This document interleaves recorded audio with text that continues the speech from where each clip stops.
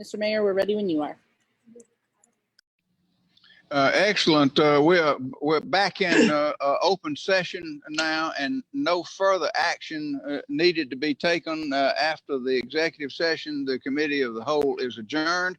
We will move on now with the other committee meetings and our special called meeting, which will be at the conclusion of committee meetings. The next committee meeting is Economic and Community Development. That would be Chairman Lucas. Chairman Lucas, go right ahead, please, ma'am. Yes, sir. Thank you very much. We'll go ahead and call this meeting of Economic and Community Development to order. The committee members are Lucas, Schlesinger, Evans, Shepherd, and Watkins. And I think we have a bare minimum, don't we? That's my Lucas, count. I think Lucas, Schlesinger, and Watkins. Right. Are the voting members of the committee. We'll go ahead and entertain a motion on the minutes. So move.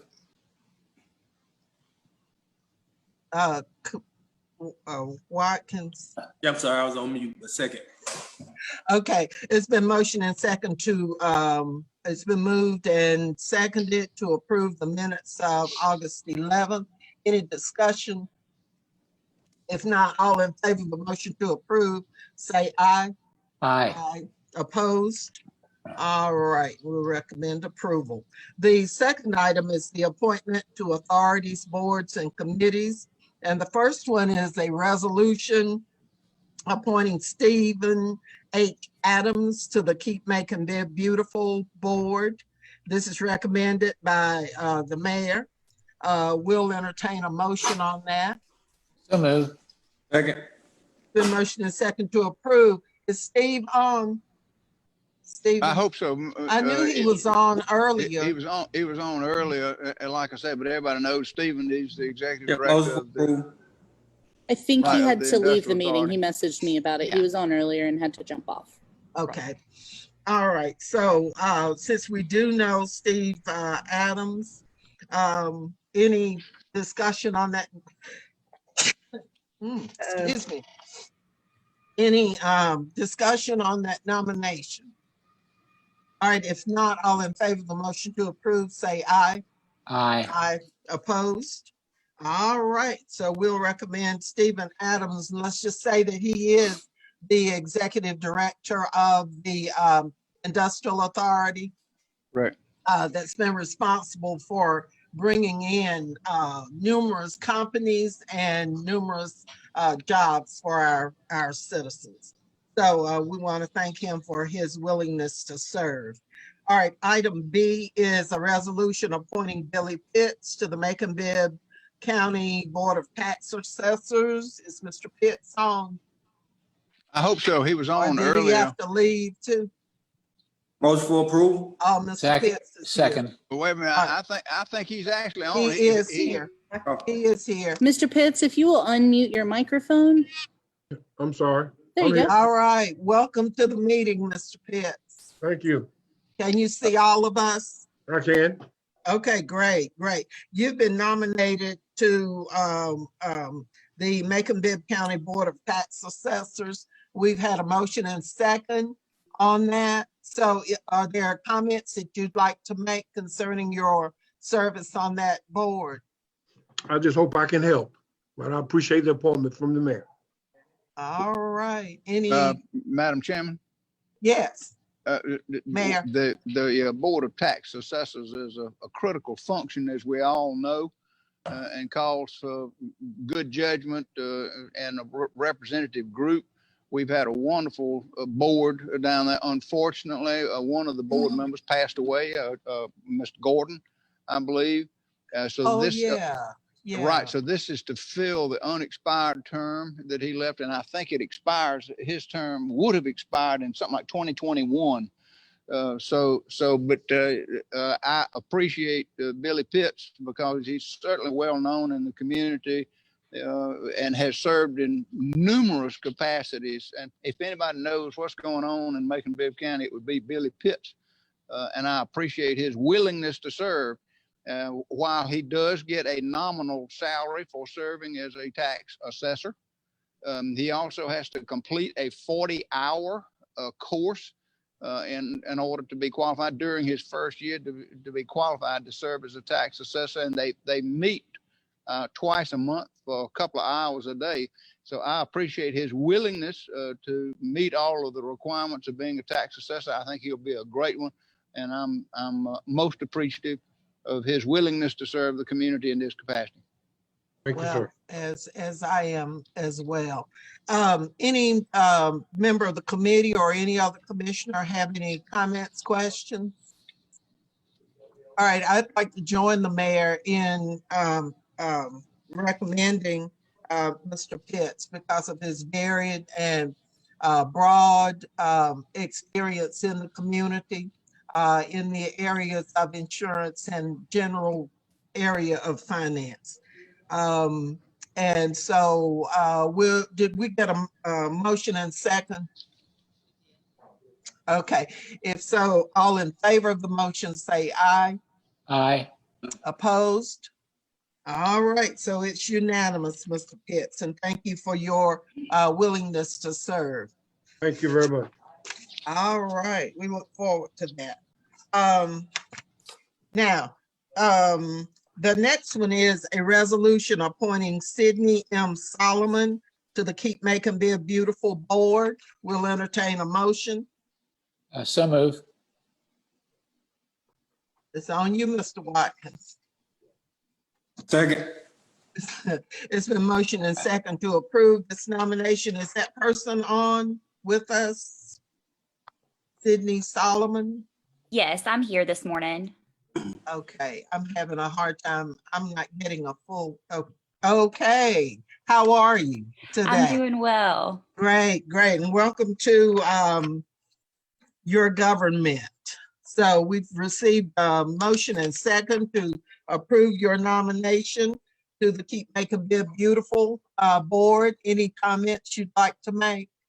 Just that I'm looking forward to serving our community in that capacity over the next few years. The organization has done so much in the past, and I hope I can help continue that legacy. Okay, any other member of the commission have comments, questions? All right, if not, all in favor of the motion to approve, say aye. Aye. Aye. Opposed? All right.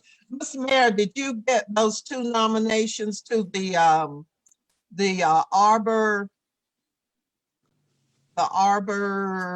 Preservation or Conservation? Arbor Preservation Board. I did, and they are in legal now and just didn't quite get down for this meeting. Okay. Okay, so we'll have those at our next meeting. I know they're anxious to begin serving, the nominees are, and it's Right. unusual to find people who are that anxious to serve. So I told them it was in the works. So thank you so much for that. All right, our last item, well, no, next to last, is an ordinance to amend Chapter 4 of the code to allow for the sale of alcoholic beverages by the package to go on Sundays from 11 a.m. until midnight. This is sponsored by the mayor.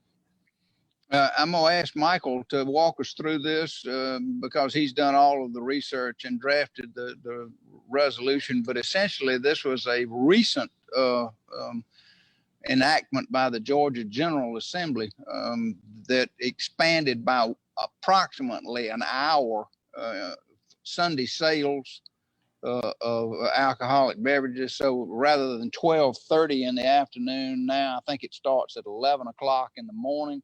So if you're out for brunch or this, that, or the other and want a Bloody Mary, or if you want to go to a package store, it actually includes, I believe, Michael will say, package sales as well. So, and then in the evening, rather than cutting it off at 10 o'clock or something like that, it goes to 11. It makes the hours more uniform.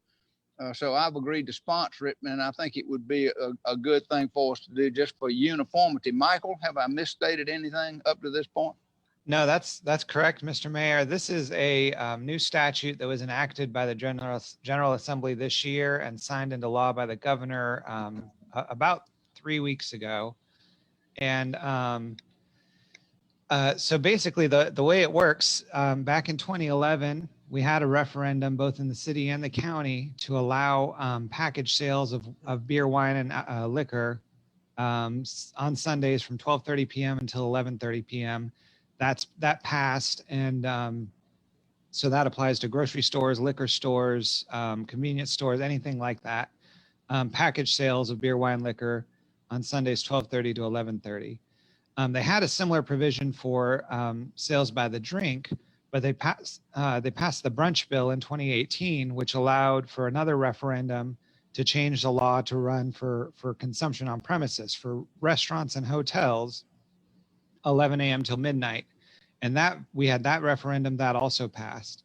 So this new bill, House Bill 879, was signed on August 3rd. And there's a provision in it which says that it touches on alcohol regulation statewide in a number of ways, but specifically for this, there's about 3 or 4 different ways that local governments are allowed to change the hours of service for package sales. Now, instead of 12:30 p.m. to 11:30 p.m., to run from 11 a.m. until midnight on Sundays. One of those provisions says if you had those other 2 referenda already, the one for Sunday package sales from 12:30 to 11:30 and the brunch bill from 2 years ago for consumption on premises 11 to midnight, you don't have to do a third referendum. You can just directly pass this by ordinance, and you don't have to go back to the voters because they've already voted favorably on this twice. So this is to change package sales of beer, wine, and liquor. Hours of service on Sundays can, if this is adopted, can begin at 11 a.m. and can go all the way till midnight instead of ending at 11:30 p.m. And so again, this will affect grocery stores, convenience stores, liquor stores, any of those. And so the code changes. Let me go down to the exhibit where I can show what's changed in the code. In section 494, it just changes the hours to reflect what I just said. And in 4125, which is the package sales of malt beverages, separates out, that's the same article for both package sales and consumption on premises sales. So it separates out the time differences for package sales. Anybody would be able to sell 11 a.m. till midnight. For consumption on premises, the default is still 12:30 to midnight, but if you're a restaurant or a hotel and you get the Sunday sales permit, which we've had in place for a while, then you can get the 11 o'clock a.m. sales, and that's all in place already. So those are the code changes. Okay. Any, Mayor, do you have anything else you need to? Well, as I say, just for uniformity, I think, and it's consistent with the previous referenda that we've had in the county. So I hope you will give it favorable consideration. Move to approve. Second. It's been motion and second to approve this ordinance addition. And so any further discussion, Commissioner Jones? You gotta unmute yourself. You're muted. Okay. Okay. Yes, when we came back, but my question is to Michael or somebody with county attorney's office. Have we had input from local retailers in that they want to be open on Sunday? Of course, they could choose not to serve on Sunday, like a Chick-fil-A does. Have we had any input from them and or the wholesalers that distribute beer and wine? My understanding is that there was a lot of industry coordination at the General Assembly level in drafting this bill, but I haven't spoken directly to anybody at the local level about this. Coordination like from the Georgia Beer Wholesalers Association? From trade groups. I mean, I know they speak generally about, bills that are affecting industry while they're under development. Right. Well, it allows it. It doesn't say you gotta do it. So, Right. I mean, but anytime you allow, businesses that fall under it are gonna do it. So, I mean, I suppose there may be somebody who doesn't want to use those hours, but I can't think of anybody who would, who's in that business. So, anybody else?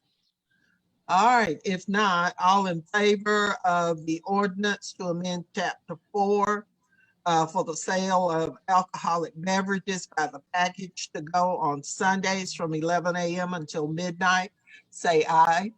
Aye. Aye. Mr.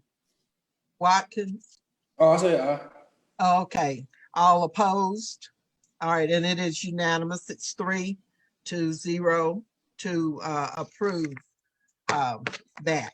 All right, our last item is the report on confiscated funds. I believe I asked at a previous meeting about confiscated funds. I know that there's a reporting requirement on this. We just a lot of times don't ask about it, but we've got our district attorney here. Welcome. Good afternoon. Mr. Cook. Is the sheriff on with us? Yes, yes, Sheriff Davis is here as well.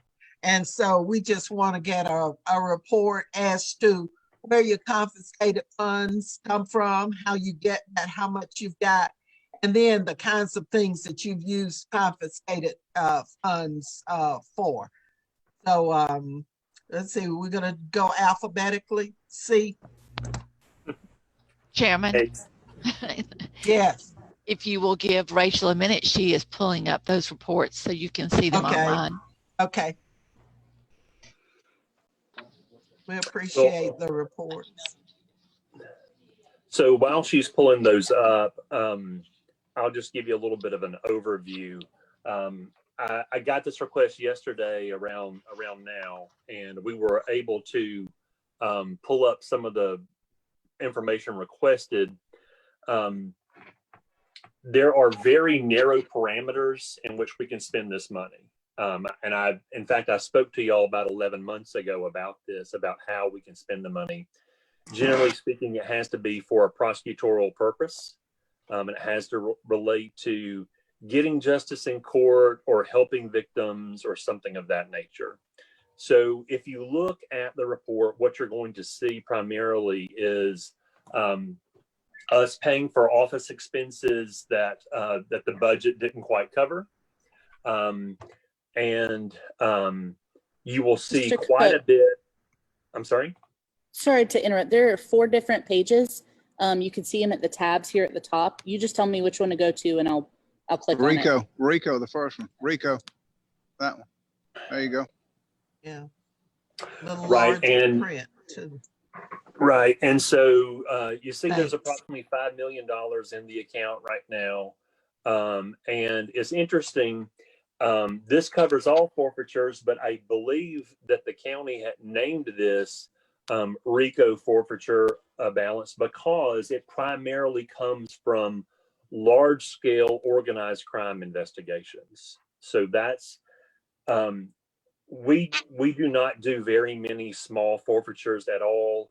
Both, number one, it's not worth our time, and number two, I just think it's unfair for us to do, to be involved in a situation that might involve, grandmama's car is the example I use, where a young person who's selling drugs, uses a loved one's car. And although that could be subject to forfeiture under the law, that's not something we like to engage in. We prefer to go after large scale criminal enterprises that endanger our community. And as y'all probably noticed, although this oftentimes relates to commercial gambling, which is a blight on our community, it involves other crimes besides what many people consider that vice. It involves money laundering, tax evasion, public corruption. We've had more than one law enforcement officer who's been arrested for taking bribes from these organizations. And of course, many of y'all know that a number of these gambling sites have been the sites of murders because of the large amounts of cash involved that makes these stores targets for armed robberies and murders that are involved with them, including the murder of innocent bystanders. So they chose to call it the RICO forfeiture account, and we haven't argued with that because that's where almost all of our forfeitures come from. So I will say that some of the expenditures on there you see are for training. You will see some that relate to food in there. I need to make something clear. The sexual assault response team is a team that's mandated by law. It is a reviewing organization that's mandated by law that we did not have before I took office. And we formed the sexual assault response team. It's a multidisciplinary team that reviews all allegations of sexual assault. It's considered a best practice because there are so many different organizations involved. We have found that the only time we can get all the partners together is involves the lunch hour. So we typically serve lunch for that. Previously, a local hospital provided lunch.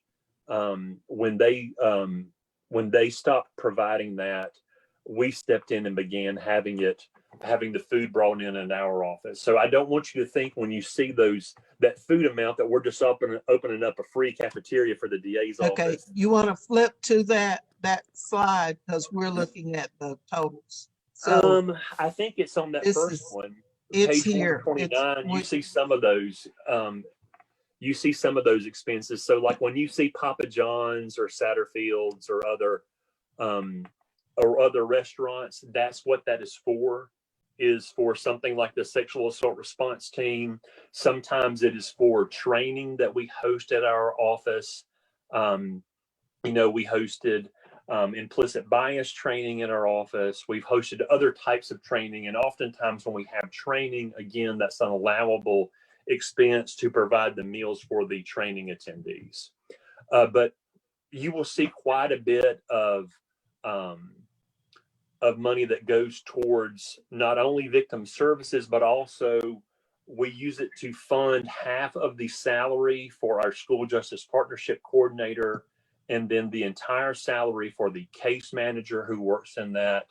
Many of you have heard me speak on that before. We have intervened in hundreds of kids who previously would have been arrested and prosecuted. And through that program, that partnership, we've allowed kids to be screened for services and get services they normally would have had to have been prosecuted before to receive those services. So you probably also see different donations to nonprofit partners that help victims of crime. That would include Crisis Line and Safe House. That would include the Family Counseling Center. That would include the Crescent House, which is a child advocacy center. And sometimes that's done through the Exchange Club, but that money ultimately goes to help the kids through the Crescent House. So we have other delineated expenses on there that are just sometimes, we never have enough money budgeted for travel and training. So we use a lot of this money for travel and training. But another thing we do, we have the state mandated report that we're required to do. We submit that to the Carl Vinson Institute, but we also have that available on our website. So anyone who goes to our website can see how the money is spent. It's reported in a little bit different format than this one because the state mandates how we report it. So we report it in their format, but I don't know of another DA's office that is as transparent as we are about this. Some of the other things, you see some attorney's fees on there. In order to bring these civil racketeering cases and also the criminal racketeering cases, we need to hire outside counsel because this is outside the realm of expertise of most DA's offices. Furthermore, because it is outside of typical cases that we would do, like rape or murder or that type of thing, we simply don't have the manpower to do that. So we have brought it. So we have brought in on this particular form, McNair Macklemore, that's That's an accounting firm that does forensic accounting for the investigations for many of our organized crime cases. Okay, and the Lambros firm? So that the Lambros firm, Michael Lambros, is probably the preeminent racketeering specialist in the state. What does he do? So he does civil and criminal racketeering cases, and he, like I said, he's probably the top racketeering specialist in Georgia. He's hired by multiple DAs, not just me. And then because we so expanded our cases against organized crime, we brought in another firm to assist him. That's Wargo French. So if you see on that same page, Wargo French is a firm out of Atlanta that specializes in cases like this as well. So just because I'm curious. Go ahead, Commissioner Watkins. Organized crime is almost always gambling, which is convenience store, Class B machines? Usually, when we have other kinds of organized crime that my assistant DAs on staff are equipped to handle, and that would be typically gangs. So we have gang specialists, and we have and we have people who can handle racketeering for those kind of cases. But many of these financial crime cases that involved a multi-billion-dollar industry, the level of investigation and expertise required is significant. So you need someone who is familiar with the GBI commercial gambling unit, who is familiar with the Department of Revenue. You need someone who is good with forensic accounting. I'm just curious. So it requires a high degree of specialization. So the 5 million in revenue, I assume over a 2-3 year period, like how many cases, and is that drugs or gambling? So typically that's gambling, but it's not just gambling, because see, when they pay out in cash, they not only have a gambling problem. Gambling is a tree and then it produces several types of fruit. Yes, because in order to conduct that enterprise, they have to engage in money laundering and tax evasion. And so, and then in order to cover it up, they have to commit public corruption. So that's why we have current cases involving law enforcement officers who accepted bribes to assist in this. So it's very significant, and look, they're all over the circuit, but they're usually interconnected to other circuits. It's just that many DAs, quite frankly, are afraid to bring the cases. They don't think they can take them on. It's outside their comfort zone. They know that their citizens are victims of crime, but they know that they're going to go up against lawyers, who make $700 or $800 an hour, and who, are going to call them every name in the book. So is that 3 really big cases or 300 really small cases?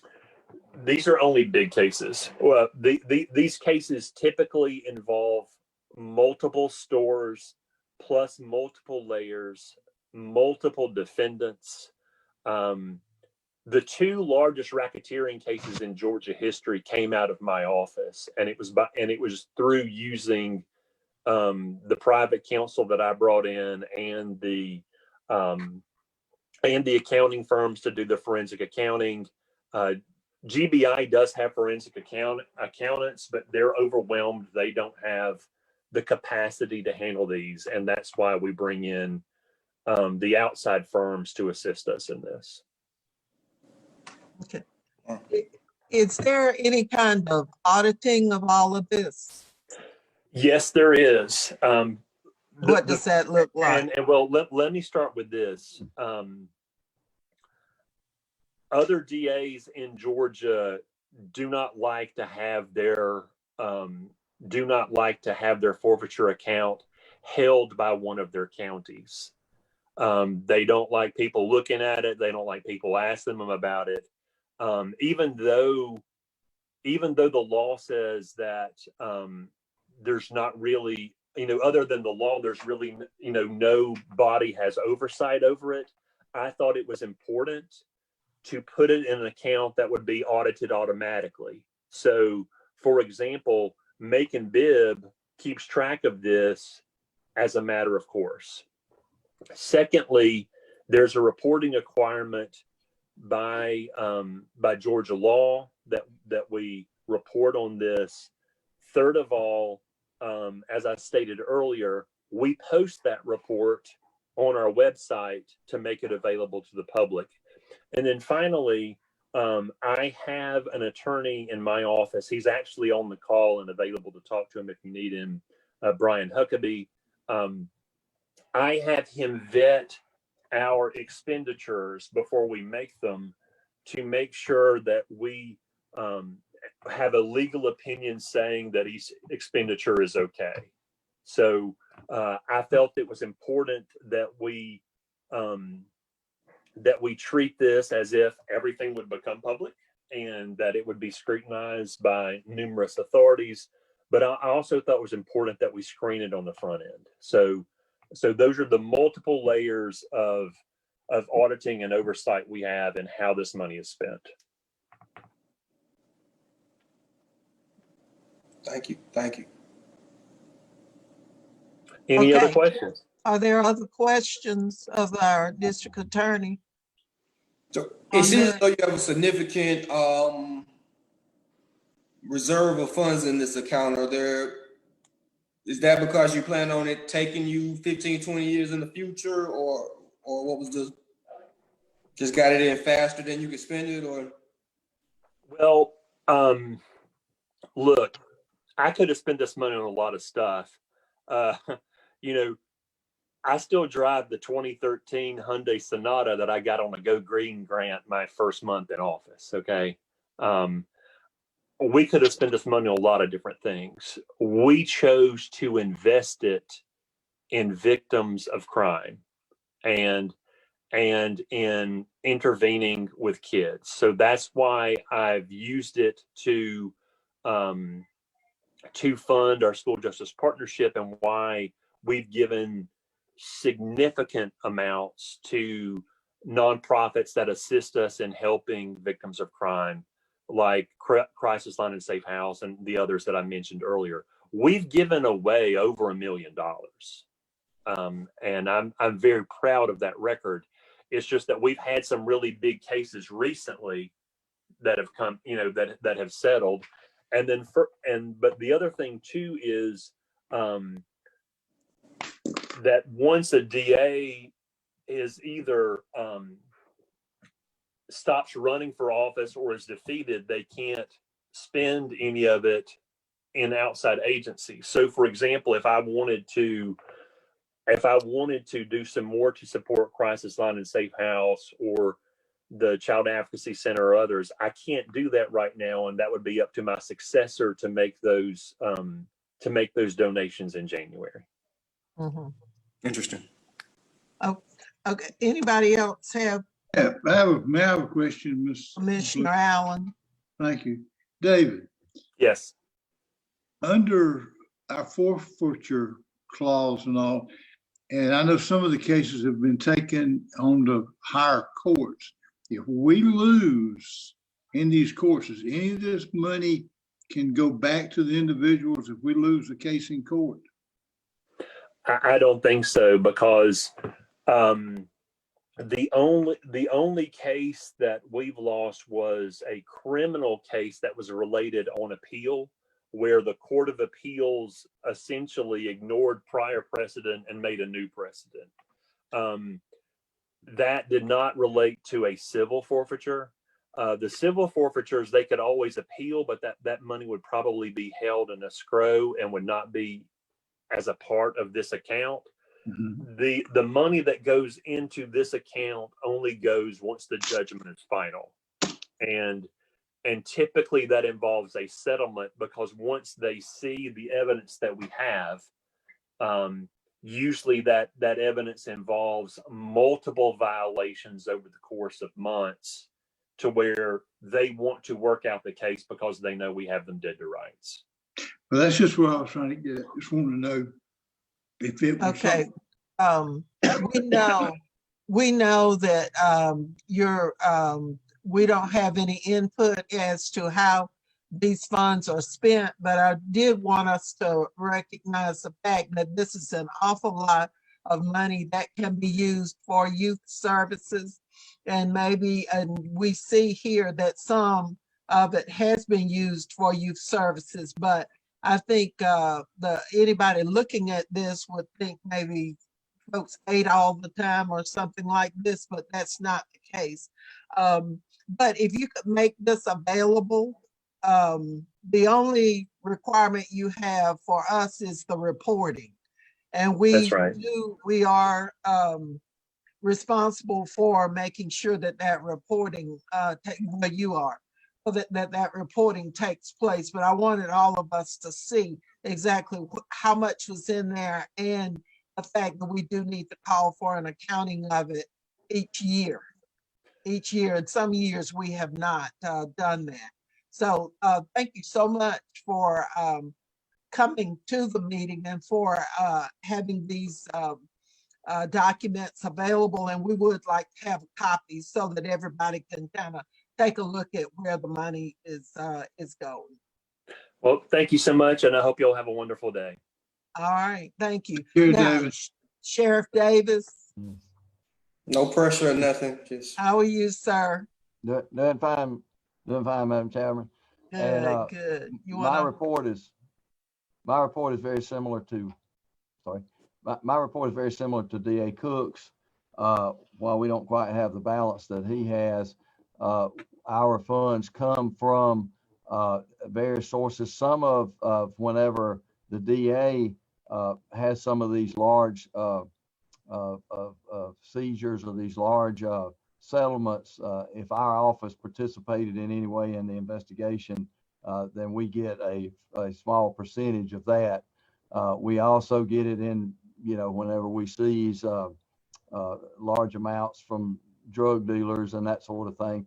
A couple of years ago, the Georgia law changed to where it required sheriffs and police chiefs to sell confiscated firearms. And so we had a couple of sales a couple of years ago. I was philosophically against that, but the law said that we had to sell these firearms. The law has since changed to where sheriffs and police chiefs have an option either to sell it or destroy it otherwise. So we've held on to it. We've not had any more sales since that law changed, but we were able, with those sales, we brought in over $100,000 of funds to this, and some of the. What do y'all melt them now, or? I'm sorry.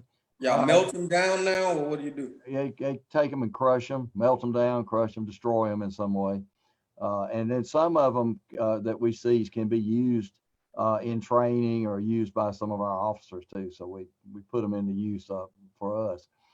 Some of our expenditures, it sort of runs the gamut. We are constrained in what we can use our funds for. It goes for equipment for law enforcement. Every year at budget time, some of the large capital purchases that we think about getting, we will use some money out of confiscated. Last year we bought a shoot don't shoot simulator for training for our officers. We bought some other training equipment, some other equipment for our SWAT team. Every once in a while, when we are negotiating over purchase of cars, we'll take a little load off of the splost money and buy some cars out of confiscated, that sort of thing. You'll see one unusual fee on there on ours. Back last year, we had to spend over $5,000 for veterinary services for one of our canines. The poor dog got a very serious abscess tooth that had to have surgery done in Athens. So that sort of money is used for those kinds of emergencies. So it's another dollar. You had to put them down. Well, some folks would, but we're not gonna put the dog down. We cost too much to do No. that. And with the, we're not gonna put a good working dog, a good working canine down. We'll spend the money to get the dog well and get him going. So that's what we did there. You'll see some also expenditures. We are authorized to expend money to community groups that are engaged in youth activities, that are engaged in gang awareness or keeping people on the right track. So you'll see a couple of expenditures. The Boy Scouts Whitney M. Young Award, we're part of that. The 100 Black Men have an annual fundraiser that we participate in. There's other community groups that we have, we've expended some funds out, similar to DA Cook, but ours is more on the ground. Those groups that are helping the community, and that's sort of what it is. Also, last year we bought some AED, automatic defibrillators. Many of our patrol cars and many of our facilities now have automatic defibrillators, so that if a deputy comes upon a person in distress, that we have that. So that was about $30,000 or $40,000. Yeah, that makes Commissioner Allen happy because he passed some legislation on that. That's right. Some time ago. So yeah, so that's we good. kind of got to get ahead of that curve as a result of that, and just want to do the right thing to have our officers have all the tools they need to help somebody. So that's kind of the where our funds are spent and what we use them for. And like DA Cook, we have to send a yearly report to the Carl Vinson Institute, where it's available online, to where that all law enforcement agencies throughout Georgia, that's by law. So we send that in also. And Macon-Bibb Finance, every expenditure that we make, it goes through the finance office. If it's anything that we have to buy that we have to bid out, it goes through the same bidding procedures, just like we would on any other purchase. But we just designate some expenditures to come out of confiscated for those things that are approved to be used for confiscated. Yeah. Well, Sheriff, I want to say to you that we really do appreciate your willingness to utilize some of this funding for some purchases and other things that you've done, because it's really helped the general fund. Yeah, I think we use some confiscated funds to help pay for the pay scale study too. So yeah, help offset some other funds off of the general fund for that. So yeah. Okay. Anything else you need to tell us? I was curious Yes, on the breakdown. I know the DA mentioned earlier that a large part of his revenues were from more gambling-based activities, less than the drugs and the guns. Are you in that same category, or more yours cocaine and gun confiscations, or is it? Ours is more the run of the mill, what a typical law enforcement agency is going to have. If we have a large cash seizure, say we do a big raid on a large scale drug operation and they have a lot of money, those kinds of things, the sales of some of the firearms. Sometimes if we seize vehicles, we'll sell them, but typically that, you don't get that much money off of these cars. So that sort of thing, but it all accumulates together. And then also our share of some of these civil forfeitures that the DA's office has been involved in too. So it comes from various different sources.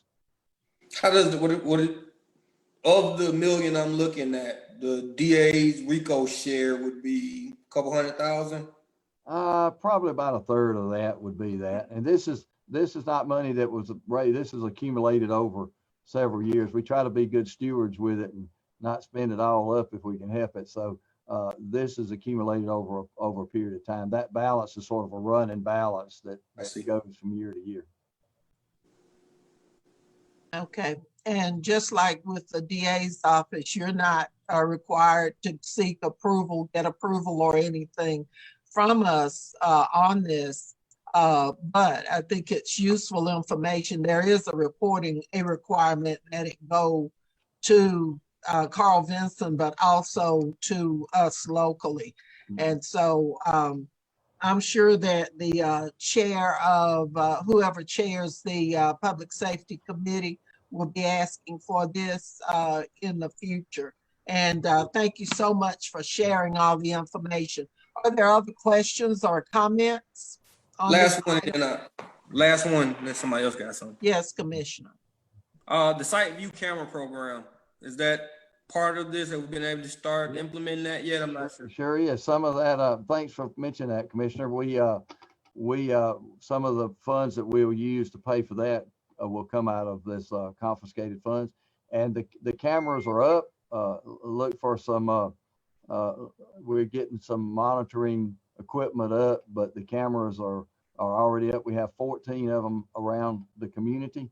And we've already been able to make some cases off of them. So, Cool. So stay tuned. Stay tuned for I think Public Works has a request coming for you to help them with their illegal dumping situation. I know it. If I could put a lot more around for that, but yes, they are up, and it's just the beginning. So we should be able to add more and expand it. But and thank you for bringing this to the front. You know, a couple of years ago. I'm glad we've got to this point to get it up and running.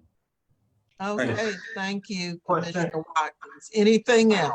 Yes, on a different subject, Madam Chairman, Mr. Sheriff Davis, you still there? Yes, sir. He's here. Question.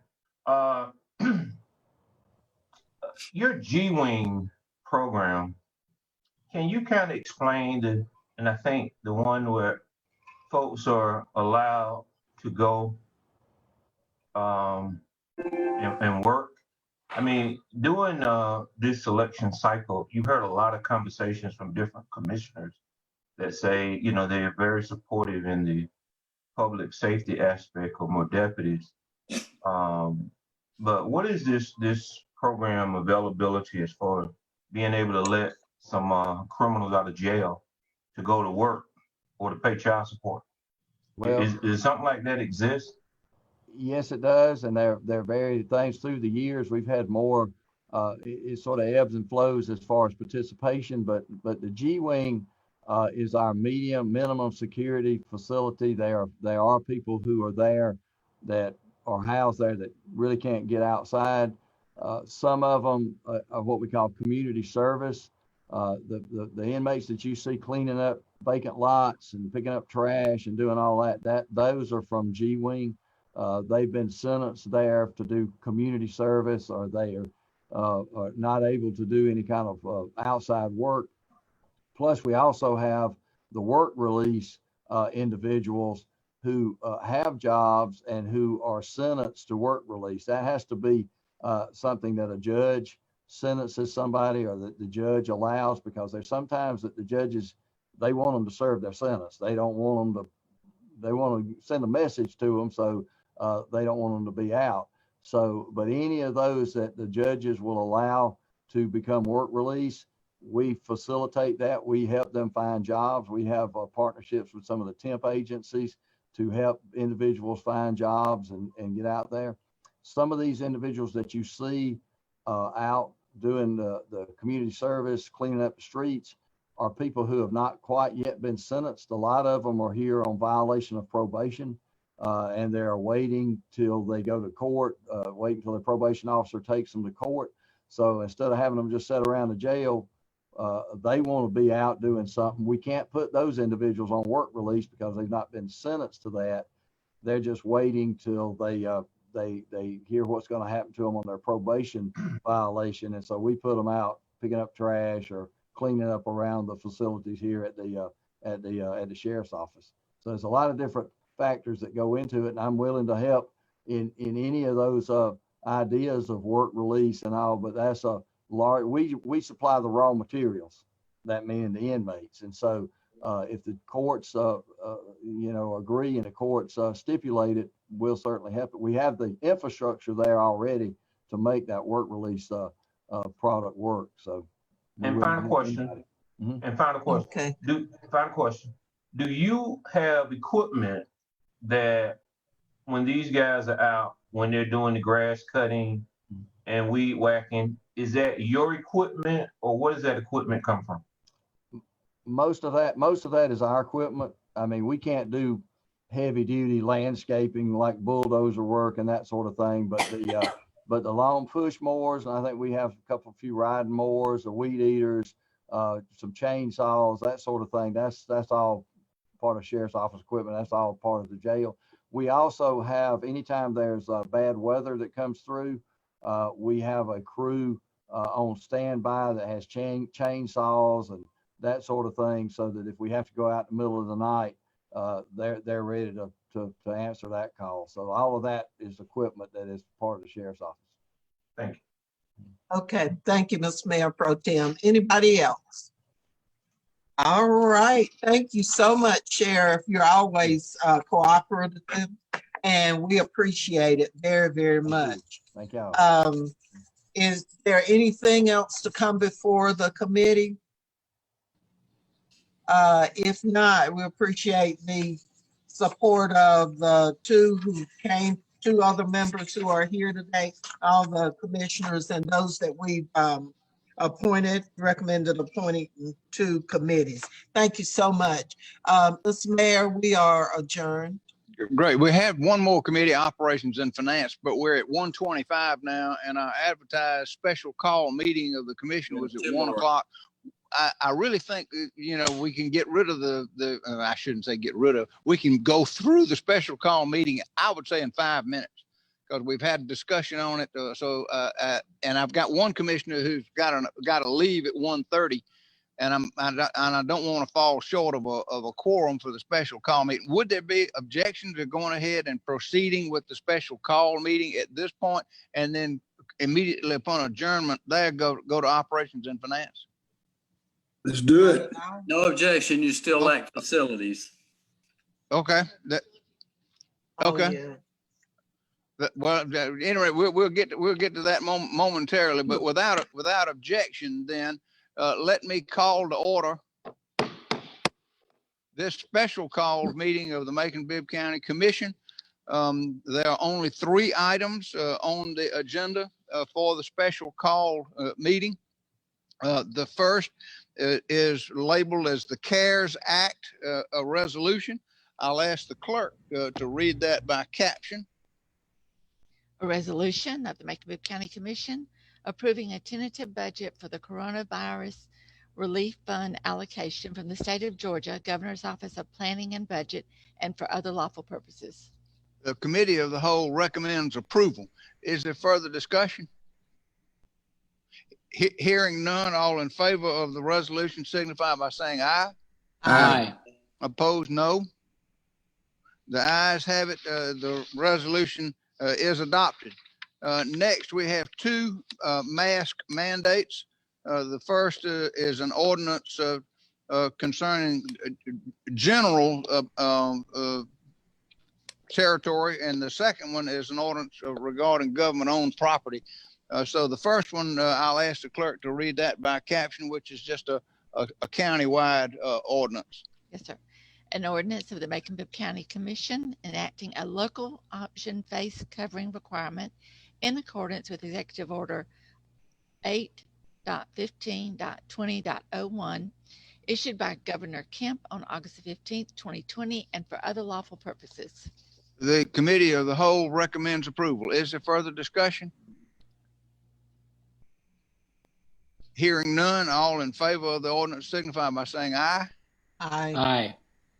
Opposed, say no. No. I think I have two no's. I want to be sure I had 5 yeses. So this is where I'm worried about folks. Janice, would you call the roll? Be sure I got 5 yeses. Yes, sir. I'll be happy to. We'll call roll by districts. Commissioner Valerie Wynn, how do you vote? No. Commissioner Larry Schlesinger, how do you vote? Yes. Commissioner Elaine Lucas, how do you vote? Yes. Commissioner Mallory Jones, how do you vote? No. Commissioner Joe Allen, how do you vote? Yes. Commissioner Virgil Watkins, how do you vote? Commissioner Watkins? Yes, yes, yes. Commissioner Al Tillman, how do you vote? Yes. 1, 2, 3, 4, 5. 5 yeses, 2 noes. Hallelujah. All right, so Yep. the ordinance is adopted. Now go to item B, which is ordinance for county-owned property. And I'll ask the clerk to read that by caption. An ordinance of the Macon-Bibb County Commission to establish face covering requirements for entry into county properties in accordance with Executive Order 8.15.20.01 issued by Governor Kemp on August the 15th, 2020, and for other lawful purposes. The committee of the whole recommends approval. Is there further discussion? Motion for roll call. Got a roll call vote, and that'll be accomplished. Is there further discussion? If not, clerk will call the roll. All in favor of the ordinance would vote yes. Opposed would vote no. Madam Clerk? And we'll call it by districts once again. Commissioner Wynn, how do you vote? Yes. Commissioner Schlesinger, how do you vote? Yes. Commissioner Lucas, how do you vote? Yes. Commissioner Jones, how do you vote? Yes. Commissioner Allen, how do you vote? Yes. Commissioner Shepard, Commissioner Watkins, how do you vote? Commissioner Watkins? Hello? Yes. Yes. Commissioner Tillman, how do you vote? Yes. That's unanimous. So the ordinance is adopted. Having reached the end of our agenda, can I get a motion to adjourn? So moved. So moved. And without objection, we are adjourned. Chairman Watkins, Operations and Finance is next. And Chairman Jones, I understand that the only item on your agenda was removed because it had been previously voted on. It was a mistake to put it on there. So Well, that's what I was going to tell you. We were up next, but I was going to say, I thought we already approved that. We did. We did. Yeah, so we're not going to have a facilities right. meeting, and Great. we'll go to Operations and Finance, which will be the last committee. Chairman Watkins. Hey, all right.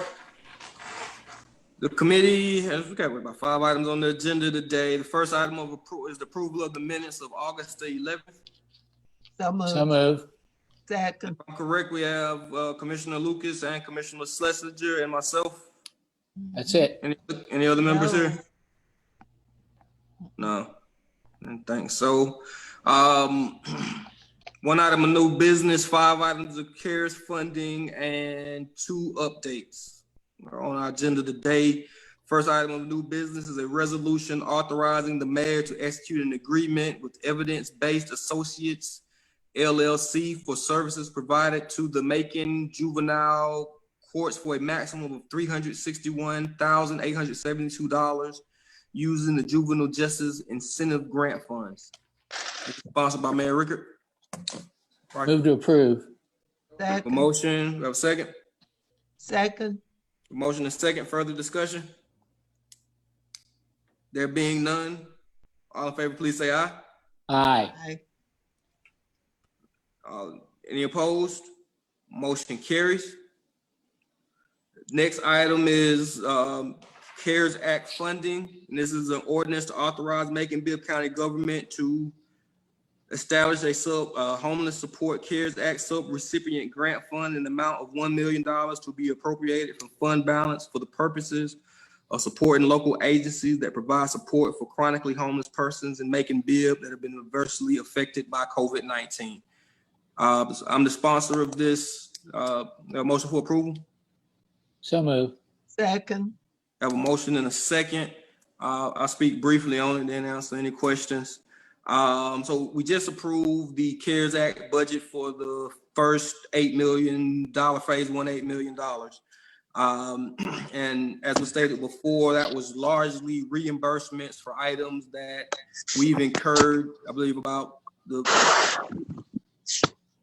vast majority of it being spent on reimbursements for our law enforcement officers. Commissioner Allen? And this is one of several proposals that is dedicated to making sure that in the upcoming rounds that we're addressing more than just our intergovernmental needs. And these items are addressed in the current guidance of phase 1 dollars, but this item proposes setting up a fund for our Salvation Army, Loaves and Fishes, Daybreak, and whatever River Edge and whatever other organizations may provide services to homeless individuals that are in our community that are being impacted by COVID. Yeah, questions? Yes, Mr. Chair. Yes. Thank you. I have a question about the wording there. It says chronically homeless, which means long-term homeless, means they have been homeless for probably longer than we've had COVID. And I just wanted to know how you separate people that just want to remain homeless, have been homeless for a long time, how these funds go to help them, and how they're continuing to, I mean, I don't think COVID-19 is affecting their homelessness. The people that I see being affected for homelessness are people that, because of COVID-19, lost their jobs and cannot pay their rent and things like that. But chronic homelessness are people that just want to remain homeless out there. Doesn't have anything to do with COVID-19. I think there needs to be some reconsideration of really what this money is going to be used for. That's a large chunk of money. I support all the organizations that help homeless, but I think the chronic homelessness is just not the right word, perhaps, because those people want to be homeless, have been homeless for a long time. That's what chronically means. So I think that's the wording I have a little problem with, and we'll look at that. So, and I think it's a dangerous assumption to say that they want to be, but getting past that, irregardless, when I'm speaking of chronic, I'm saying that chronic are exactly that you mean folks that have been homeless for a long time. The prevention and intervention services of homeless are folks that are in jeopardy of losing their home, and we do have another service offering, which is rental assistance and those type of things. But for the chronic homeless, we're talking about their access to PPE equipment, the ability for Loaves and Fishes and the Salvation Army to stay properly sanitized as they're providing the services to those individuals indoors and outdoors. And as they get sick and do not have proper medical or insurance coverage, how would we go about servicing those populations that are constantly outside and in the elements without those type of things? I can see you helping the Salvation Army and places like that, Loaves and Fishes, that have incurred additional expense because of people coming in there because they've lost jobs and they're almost homeless or could be soon. I just, when back to the word of chronically homeless, and yes, some people want to remain homeless. I'm sorry, that's true too. They just don't want to be in the normal life that most of us have, paying bills and having to be responsible. But there are some that have been chronically homeless because that's where they choose to live. And I want to help the people that are now affected by COVID-19. That's the main thing I want to see our funds doing, and that's what they should be doing. That's what the purpose of those funds are. Mr. Chairman? Yeah. I think this discussion points out the point that I was trying to make earlier today. Once we get reimbursed for expenses, which we have been now to the tune of $2.4 million, and we hope soon, to be reimbursed for the other, it will come back into the general fund. And so what Chairman Watkins is proposing here is to take money out of the general fund. So he's using general fund money, and that, of course, can be the subject of whatever the commission wants to spend it on, as long as it's legal. But if you're trying to spend it on something that could be eligible for reimbursement, then you need to be careful about how you formulate the details of the program. Exactly. So I think that bears additional investigation for us as you go forward to set this program up and what purposes you use it for, so that if you plan on trying to get reimbursed again, it would meet the necessary criteria. Thank you, Chairman Watkins. Yes, totally agree. Further comments, questions, concerns? Mr. Chair, one more thing again on all the particulars. You're going to have two more. I think you're talking about using $1 million of COVID funds for. I think that what the mayor said is what's correct. We need to really look at how we're spending this to make sure it complies, because this is coming out of our general fund, and we want to be able to make sure this money comes back to us appropriately enough because of COVID issues. I totally agree. I'm hopeful that us and the administration can put together programs that are 100% reimbursable. I don't know why we would do anything else other than that, really. We just have to be careful. That's all I think the mayor was also alluding to too. Yeah, I'm not in any way encouraging recklessness intentionally here. Didn't say you were. Mr. Chair. Yes. Hey, I just want to point out that there's language in all four of these ordinances that say it's the express intent of the Macon-Bibb County Commission that the fund shall be administered in a way and that subrecipients have to submit documentation to maximize in the reasonable estimation the likelihood that these funds will be reimbursable through the Coronavirus Relief Fund program. And so it's in there, like, you know, we don't know what the rules are going to be for phase 2 and phase 3, but given what we do know, everything needs to be run and administered in a way to make it as likely as possible that this will be reimbursed. And then it goes on to say that to the extent that it's not reimbursed, this is just an appropriation out of general fund, as the mayor said, can be spent on anything that's lawful. And you know, then you've helped some homeless people and won't get reimbursement, but where it is, everyone has to try their hardest and do what they can to make that happen. Yeah. Yeah. Okay. Did you get a motion? Yeah, we have a motion and a second. Further discussion. Okay. Discussion. There being none, all in favor, please say aye. Aye. Aye. Any opposed? Motion carries. Next item on the agenda is an ordinance authorizing Macon-Bibb County government to establish a Feeding the Vulnerable CARES Act sub-grant recipient grant fund in the amount of $1 million to be appropriated for fund balance for the purpose of supporting local agencies that provide food for elderly, disabled, and vulnerable people in Macon. And part of this setup is I think when we talk about the coronavirus, I know $1 million seems like a lot, but I really think we're going to be in this for a while. When you talk to the school system, you know, we're already well into the 2021 before we start seeing some relief. I think our food banks, community food bank, churches have done a phenomenal job of distributing food. We've always supported Meals on Wheels with actual food to location services.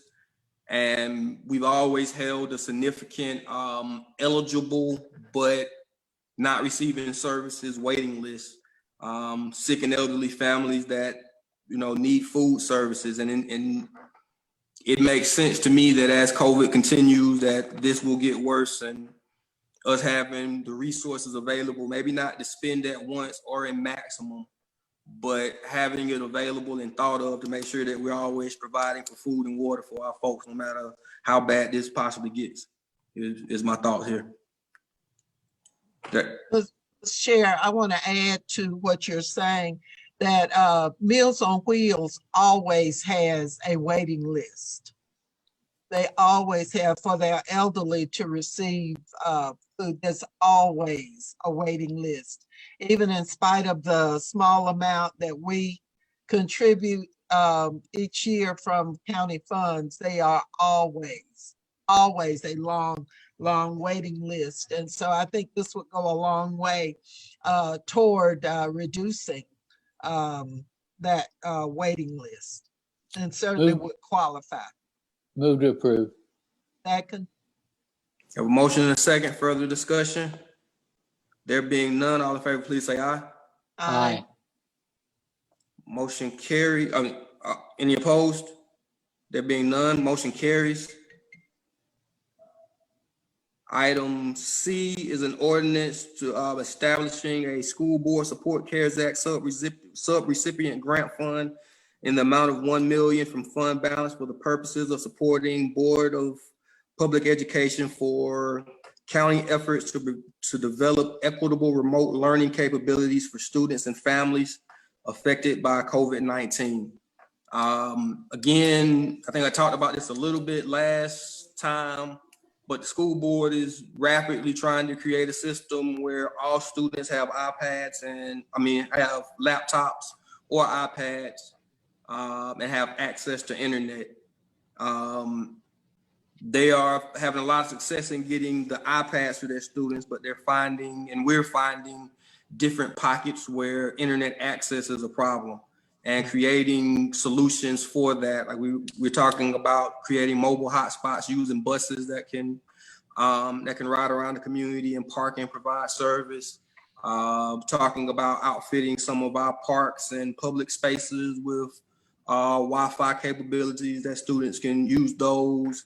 All the way to the point of providing, I think the most expensive and probably the most effective one would be providing single internet hotspots to families in need that can provide, internet for up to 4 devices. So, families that don't have cars or don't have that, or they're working from their car, can use it like that. All options on the table. The school board and their IT department are working through as fast as they can, but all options on the table, and all options are quite expensive. And us being able to help them out with this is Mr. Chairman. Yes, sir. I would like to offer a friendly amendment to this. You've got charter schools and you've got private schools with students that are from a diversity of incomes. Just for an example, you got Cirrus Academy, which is a charter school. You got Mount DeSales, which is a private school. And you've got some students that go to both of those that may be lower income. You got some private schools where you don't have a problem.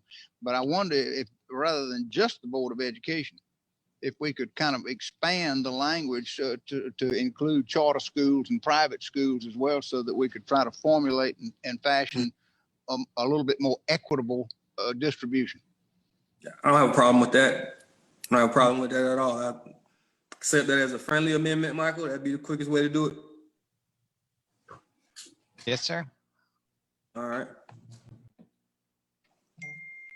You are right, because every child who attends a private school is not rich and famous. Nope. You're right, Elaine. There are many who are on scholarship. Yep. So I think it was Commissioner Jones. Yes, sir. Just curious as to how you came up with these amounts. And I mean, they're all worthy causes. Just how you came up with the amounts going into each category and how you. They're all even $1 million. Just. Well, I know they're all 1 million even, but how did you come up with that amount to begin with? It was just a round number, to be honest with you. I didn't spend too much time thinking about it or delving into the depths of the details of the program. I know that's something, because I think the number very well could change once we, like I say, firm up the routes that we want to take with each one of these. But I think it's a good placeholder. Could be more, could be less, and hopefully it'll be less. But but I also think as we get into it, we're talking about a allotment of 8 million or 16 million. If there's something that we really are liking doing that's benefiting the community, we might, like you say, do more. If no one has a good way to spend $1 million on what's being proposed, let's not force ourselves into doing that, is my thought. But I didn't think too much on it. I don't question the intent. I just question whether it's premature or not to come up with certain amounts going here or there. Yeah.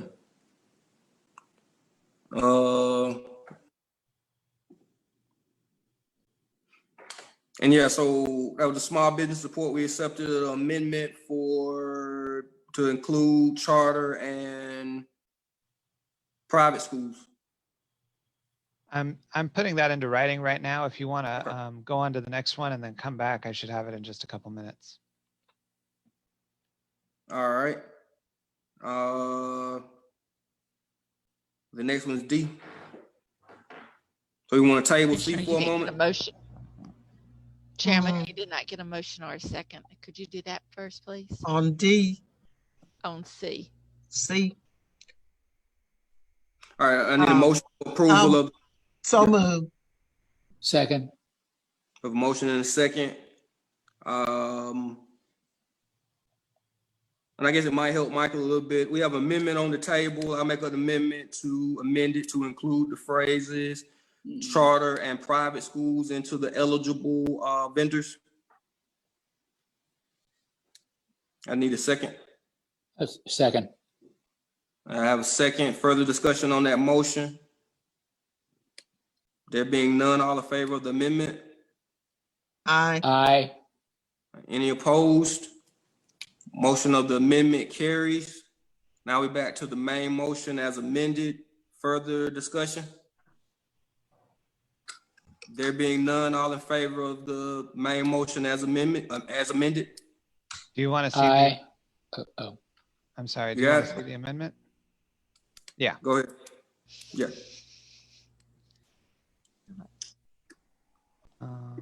Okay. So I changed the caption to take out the reference to the school board. So it just says, for the purpose of supporting efforts to develop, instead of supporting Macon-Bibb County Board of Education efforts to develop. And then down in section 1, for the purpose of providing grant funds to the Board of Public Education for Bibb County and to other private or charter schools operating in Macon-Bibb County. And then point 2 here had said the Board of Education, but I changed that to say grant subrecipients shall be required to meet all other qualifications. I think that's all the references to the Board of Education. All right. That's it. Yeah, that covers it. All right. Further discussion? There being none, all in favor, please say aye. Aye. Any opposed? Motion carries. Next item on the agenda is item D, which is an order to authorize Macon-Bibb County government to establish a local small business CARES Act sub-recipient grant fund in the amount of $1 million to be appropriated from fund balance for the purpose of supporting local small businesses that have been adversely affected by COVID-19. In all fairness to staff, this one is probably going to be the most complicated to manage, run, and administer in a safe and orderly fashion. I know we're probably gonna need a lot of guidance and support if we're gonna end up running something like this. And it's gonna require a lot of thought from even us as the commission. What are the conditions for someone being eligible? What is the maximum amount? What if you own multiple businesses? Are all, I think, very valid questions that we would have to answer. What type of items are eligible to be spent if you do receive the grant funds and you're a private business? What type of reporting is required? All very serious questions that make this very complex. Who decides? Who may be awarded these grants? Us, the commission, or do we establish some type of award board? I think, like I say, I think this one ends up being one of the more complex ones, but also can be one of the more important ones to our business owners if we get right. Especially if you think COVID is going to go on for many, many more months and people got to keep paying rent and all those type of things. But yeah, I have a motion for approval in a second. So moved. Second. Motion in a second. Further discussion? Questions? Mr. Chair, I fully support this because I know there are a lot of folks who are in that category of small businesses who have gone under during this period of time. They were not able to access the federal monies. And so while they were waiting, some applied, but while they were waiting, you know, they were not able to sustain their businesses. So I certainly think that we do need to put together a mechanism for and all the details for how we administer this. But I think there can't be any argument that we, you know, that we don't need it. Michael Further comments, concerns, if none? Mr. Chair? McNeil Yes, has sorry. Yes, sir. I'm sorry. I just wanted to mention in this one, you did mention a couple of additional restrictions, and there are some that are built into this ordinance. Yeah. One, it says no business shall be eligible to receive funding under this program if it also received funding under the Paycheck Protection Program that Congress enacted. Number two, no business shall be eligible to receive funding unless it has a permanent location in Macon-Bibb County. And number three, no single business shall be eligible to receive more than $5,000 under this program. And so, developing other parameters, how to apply, who can apply, what costs are allowable, that's still open-ended and to be figured out later. But there's at least that framework on here already. Yeah. Did any of those seem unreasonable to anybody? $5,000 is not going to help a lot of, small business. So, but there may be a reason for that. I see Ms. Alucci has her hand up, so there must be a reason. No, I was just going to suggest that we add that they be definitely have an active business license and up to date as well. Okay. To make sure that they're vetted business of the county and are following the guidelines, because we have had issues with some vendors that were paying, not keeping up to date with that, but for various reasons. But we just need to help them. We would help them get that up to date. Mm-hmm. Okay. Okay. All right. So do you still want that limit in there? I'm not opposed to removing it. Like I said, this was just me brainstorming. So it's not a set reason or why. I was just thinking, I guess 5,000 would provide service for 200 businesses if everybody maxed out. If I did that right, maybe 250. But and that's if we stayed at $1 million. Like I said, I was just trying to come up with some baseline stuff.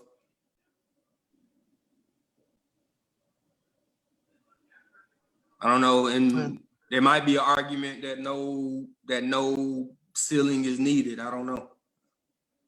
I think you need a ceiling, but I'm not sure that you do need a ceiling. I feel, but I'm not sure that 5,000 is going to help because small businesses. Well, you're small if you're within a certain range, and that can go from here to here. So I'm just wondering, maybe the committee set up or future deliberations can determine what the amount should be. I'm sure community development has with their the monies that they're going to be using. Don't they have a small business loan program? Aren't they using some of their CARES money for that? I'm not 100%. Someone else may know. I'm not 100% though. Probably so. I just think you need to take that out and then have the group or committee or whomever it is that works on that to determine what the correct amount would be. Okay. I'm open for that. I'll take that as an amendment or a friendly amendment to strike that 5,000 number. Okay. Yeah.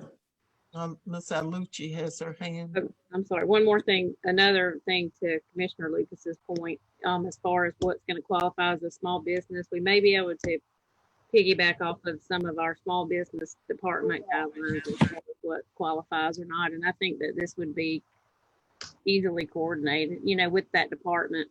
Might help us get some other people on our list, because everybody keeps in mind it's the restaurants, but I mean, there are a lot of businesses hurting out there that aren't the ones that we are thinking about all the time. Right. All right. That's right.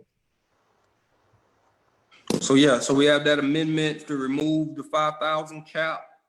And yes. Just to clarify, did you want to add anything about having a business license or being business license exempt on this also, or you had mentioned, someone mentioned that, and I didn't get a clear that sounds good and reasonable. Well, why don't you let the group determine that rather than being so detailed in everything? Right. Yeah. But, my suggestion was just we probably need to look at all those things as when they're being and that's probably on the small business checklist if we wind up using something that's already been done. So I don't mean for it to get that detailed in the legislation.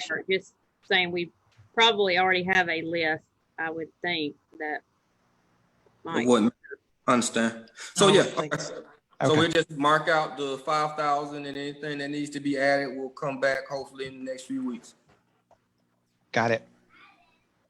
All right. Further questions, comments, concerns? I don't think I see any hands up, but feel free to speak up. If not, all in favor, please say aye. Aye. Any opposed? Motion carries. Item E is a resolution to ratify and authorize the mayor to execute a Georgia Department of Transportation contract to accept CARES Act funding for the Middle Georgia Regional Airport in the amount of $1,063,495 with no local match. So this one is very detailed, Commissioner Jones, but I think the mayor knows exactly what he wants to spend for it and why. No, really, believe it or not, this is just some sort of a pro rata allocation that we got from the FAA. They're the ones that determine the amount, and don't ask me what they used as far as the criteria to do it, but that's the amount of the grant that they offered for general aviation support, because airports, of course, have sustained such heavy losses with passenger traffic and revenues in the terminal and this, that, or the other. So I think that the airport, TBI, is planning to use it in part for repairs to the terminal and the FBO, and in part to help offset cost of personnel from TBI. So I think that's but it's got to be used at the airport, and like I said, no match. Move to approve. Second. I have a motion and a second. Further discussion? They're gonna use that for the terminal and what else? The FBO. They got right. They got a roof leak at the FBO that's causing them problems, and that's their building that they leased to Henry Lowe, and so they're trying to make repairs to the roof. Oh, okay. My understanding, right? Okay, that's at the Robert Rickard Airport. No. That's Lewis B. Wilson, Middle Georgia Regional Airport. Oh, okay. Magic words are no match. Yeah, no match. Yeah. Then we have a motion and a second. All in favor, please say aye. Aye. Any opposed? Motion carries. Next item on the agenda is a financial update from Mr. Lucci. Please tell me that our financials, revenues are looking good. It's been a month or so since we talked. They We're are in such shaky waters. Let's see. Well, good news presentation, hopefully. yes, they are. However, on the report that I did was for July, and July is not a month where any of the revenue we actually receive in July post to July. It all belongs to June. But I mean, we're exactly almost identical to where we were prior year, but July is just not a great month to be able to tell. I am still doing the, the trending spreadsheet for June. We were looking really good. I mean, as far as better than some of the predictions that were made. I think for we're going to end up at about 103% of our revenue for June. Mm. Good. Which is close to about where we were last year, which is great, considering that we had a couple of those months where they were predicting some pretty heavy declines. So we still don't know. Unfortunately, this meeting always falls 1 week prior to us receiving the lost revenue. So I expect those to be in, today's actually maybe Friday, the latest, probably by Friday. We'll see if June's still stays steady to where we hope that it will and doesn't show a significant decline. Tabit did not fall too much. Hey, right, to go back to the revenue for me. Okay, so this is July's revenue. Yeah. There's hardly any revenue posting in July in any year because all of everything that you receive in July pretty much is for the June month. So it always looks like this. I think the number was exactly, I don't have it pulled up from 19, but it was almost identical to this for July of last year. It's not a heavy revenue month.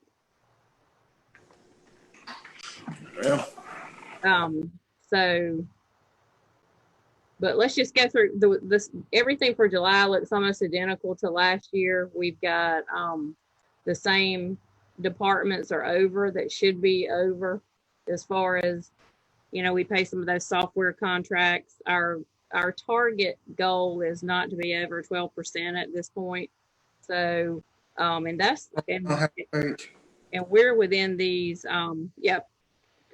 Rachel's got control of that. Can you go down to the bottom, Rachel, where it shows down here? Okay. So, you know, it's still IT because we pay some of those software contracts in advance. Risk management is where we pay our insurance in advance. State court solicitor, the only reason they're a little bit over is they had already spent a little bit more in contractual services and supplies. So they're 1% over the mark. And so as of, you know, July, we're in line with where we should be. Now for June, I had, we've got the encumbrance entry, the encumbrance rollover entry that you'll be seeing coming up. We're still working on that. We'll have an end of the year cleanup entry. That entry is once again going to be fairly small. We'll be covering a few departments, some outside council, we had 3 departments that are showing over budget right now. One of those was state court solicitor, and the only reason that department's over budget is they had that overlap for the judges. They elected or appointed the new judge, and there was some overlap. And the only reason they're a little bit over is because of some salaries. And then we have pauper burials that we'll have to cover because that went significantly up at the end of the year. So I'll be bringing that entry to you, but our fund balance, we're going to end up at least where we were last year, possibly a little bit higher. And when we make these entries for to move some of this money back over into general fund, that'll change it a little bit too. So I won't have that. I'm not going to have a good number until we see that we're working on this CARES Act. That's going to hold things up a little bit because I've got to make some entries for that.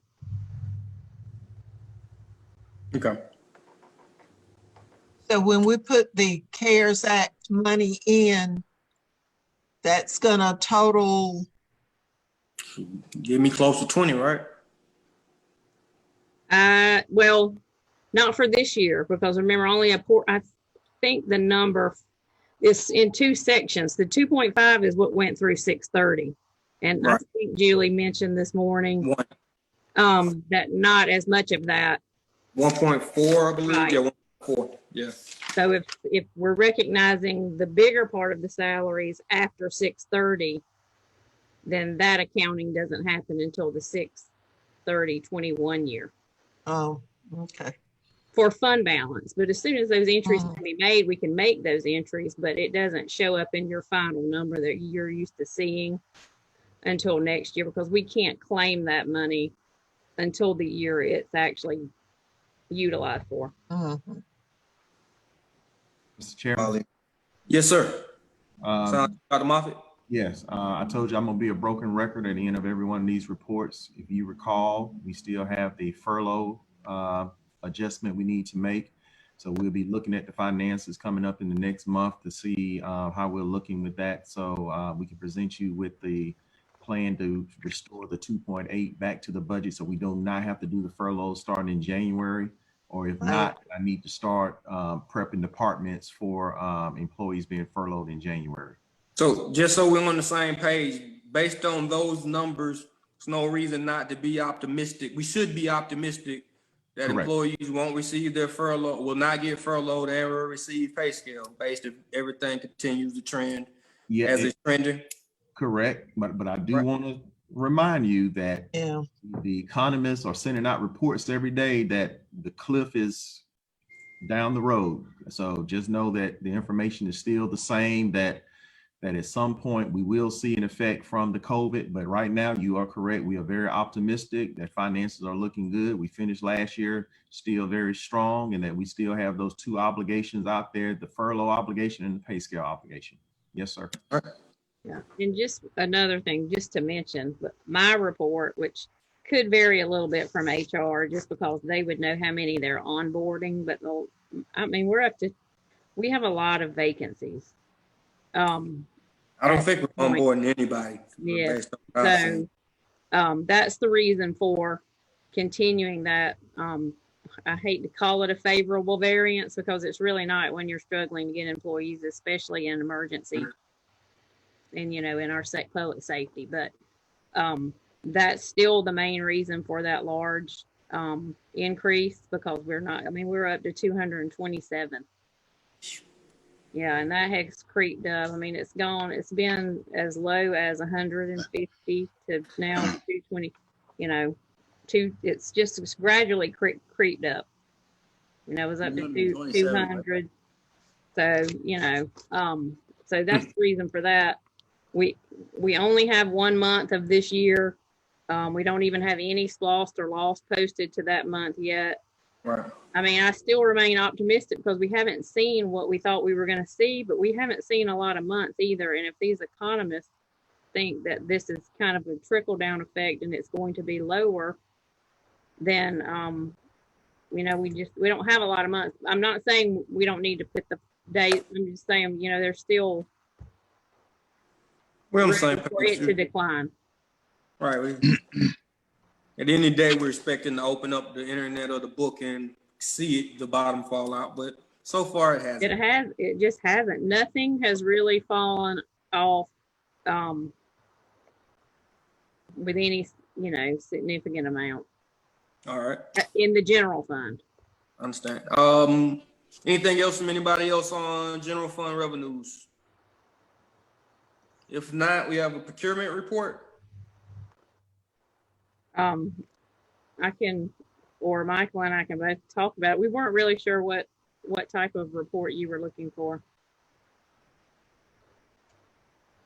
I think I was. Mr. Chairman, I can't give you any figures about procurement, but remember now that Duke is talking to Ms. Alucci and about where to put the procurement department. And we will be coming forward with a. Yes, okay, you reminded me. Yeah. But I have numbers about what is kind of flowing through there, if that's what you were looking for. So I'm always looking for that, but I think this was dealing more. Last week we left out with a tense discussion about the department itself and the hiring. Seemed like that we still had some confusion there. So correct. Yeah, I was looking more to kind of if we could resolve those issues. And we will be bringing forward legislation to create a procurement department with a proposed salary that would be competitive and would attract a good quality candidate as the director of procurement, and trying to figure out exactly how much staff to put under it. And so we'll be going through that and bringing you some legislation, hopefully within the next 30 days for your consideration. Okay. I'll wait for that. I am interested in the numbers of it, but in the interest of time, we can just email them. Well, it's not really. It's just to say that at some point I can just go through a few things. I mean, like as of today, July is actually a slower month because people tend to get their purchases in, especially the ones on PO or over a certain amount in before the end of the year. That's why you can see those rollover numbers. I mean, right now there's about 75 requisitions in purchasing. But I'd like to say at certain times of the month and in June, there was 150 requisitions to be processed for purchases. You have to, you know, for the 3 quotes, either to be put out to bid or, you know, possibly to obtain state contracts. So could you break out, not now, people in there? Not now, but could you break out those 150 or I don't know, the last few months of requisitions in, I guess, by dollar amount and by, I don't know, a broad category of what it was, a good or a service or construction? I don't know. I don't know, not too detailed on that, but just I roughly, if we got 10 of them that are under $10,000 and 100 of them that are over 50, whatever the threshold, our legal thresholds are, something like that. But like I said, you don't have to do that now, but for next time. I do that. Yes, I look at it every day that way. Oh, okay. I'll have it. All But right. you So want the it- mayor you has want his it at gavel that in high his hand. period. He's breathing heavy at us. Okay. Is something you would like to do, Mr. Mayor? Yeah, as soon as you say you adjourn, we've had it.